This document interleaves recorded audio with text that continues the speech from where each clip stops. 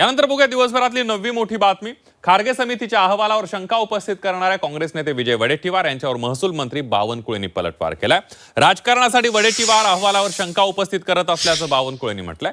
खारगे समितीचा अहवाल फार्स असल्याची टीका काल वडेट्टीवार यांनी केली होती।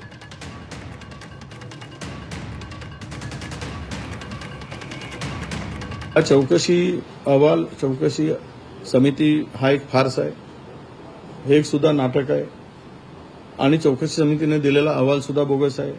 चोर सोडून संन्याशाला फाशी, मूळ माणसाला सोडून द्यायचा आणि इतरावर कारवाई करायची, ही पद्धतच आता महाराष्ट्रात सुरू झाली आहे। म्हणजे मोठा अधिकारी काम करतो त्याच्या खालच्याला सस्पेंड केलं जातं। काल मी सभागृहामध्ये परवाच्या दिवशी बोललो की लहान माणसाला सस्पेंड केलं जातं आणि मोठ्यांना मात्र सोडून दिलं जातं, अधिकाऱ्यांच्या संदर्भात सुद्धा। तसंच इथे लहान माशांना कारवाई होताना दिसते आणि मोठे मासे मात्र बिनधास्तपणे वावरत आहेत। हे चौकशीचा एक फार्स आहे, तो फार्स पूर्ण केला गेला आहे। त्याच्यामध्ये काही जे दिसत आहे उघड डोळ्यांनी, जे मालक होते त्यांच्यावर कुठलीच कारवाई होत नसेल तर ते दुर्दैव आहे।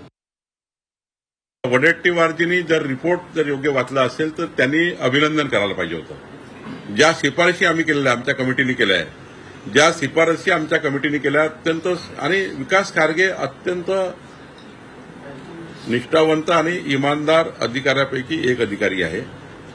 कधी कुणाला कुठल्याही परिस्थितीमध्ये असे सोडून देण्याचं वगैरे विकास खारगे समिती करू शकत नाही, हे वडेट्टीवारलाही माहिती आहे।